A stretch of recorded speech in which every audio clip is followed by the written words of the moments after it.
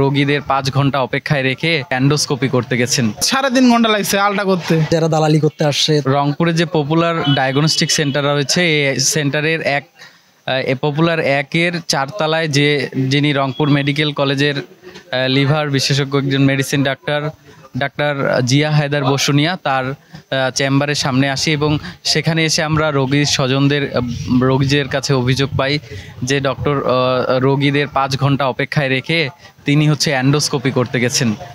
এই খবর আমরা সংগ্রহ করি এবং রোগীদের বিভিন্ন জনের অভিযোগ যে ডক্টর না থাকায় তারা বিপাকে পড়ছেন এবং তারা দূর দূরান্ত থেকে এসেছেন। এই 5 ঘন্টা সময় তাদের কাছে খুবই গুরুত্বপূর্ণ। উনি এই প্রশ্নের জবাব না দিয়ে উল্টাপাল্টা বিভিন্ন আশেপাশের যে রুগীগুলো আছে বাইরে সবগুলোকে একসাথে করে বলতেছেন যে এর কাছে জিজ্ঞেস করেন তো এর অভিযোগ আছে নাকি, ওর কাছে জিজ্ঞেস করেন তো ওর অভিযোগ।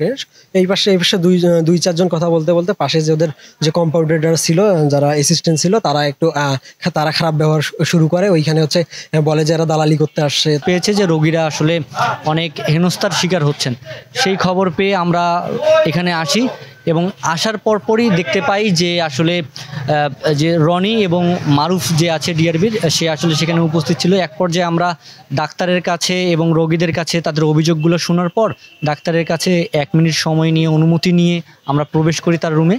তারপরে তার কাছে আমরা বিনয়ের সাথে জানতে চাই যে আসলে ঘটনাটা কি, এগুলো অভিযোগ পাওয়া যাচ্ছে। সব মশার বিরুদ্ধে সুরক্ষা দিতে এলো বসুন্ধরা এক্সট্রিম অ্যারোসল, মশার বিরুদ্ধে এক্সট্রিম সুরক্ষা। আরে ভাই, একটা দিকে আছি, রিপোর্ট ডাক্তার রুগী দেখাইলাম, রিপোর্ট দিতে এত দেরি হচ্ছে। রিপোর্ট দিব, ডাক্তার নাই 2-3 ঘন্টা।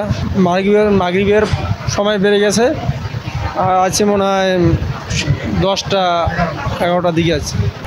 অসুবিধা, যাতায়াতের অসুবিধা হবে আমার। আর আল্লাহ জানে ভাই কীভাবে যাব।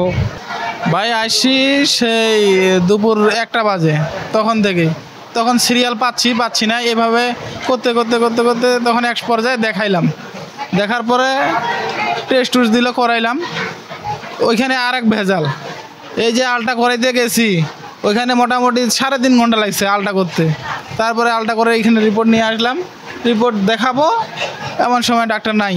উনি ইন্ডোস্কোপি করতে গেছিলো, এখানে দেখছে রুগী, দেখার পরে আবার ইন্ডোস্কোপি করতে গেছে। ইন্ডোস্কোপি করে আসে আবার এখানে বসলো, 11টার দিকে বসতে মনে হয়। রোগীদের জন্যই আমি রোগীদের এন্ডোস্কোপি করতে গিয়েছিলাম, রোগীদের কোলোনোস্কোপি। শুনেন, আপনারা মনে করেন যে একটা এন্ডোস্কোপি বা কোলোনোস্কোপি করতে কত সময় লাগে? অনেক সময় দেখা যায় কিছু ক্রিটিক্যাল পেশেন্ট থাকে, সেগুলোর সময় বেশি লাগে। যেটা আমার 10 মিনিট লাগার কথা সেটা আমার 1 ঘন্টাও লাগতে পারে। আমরা এই জন্য আমরা বলতে পারি না। অনেক সময় প্রতিদিন কিন্তু এরকম দেরি হয় না, আজকে দেরি হয়েছে।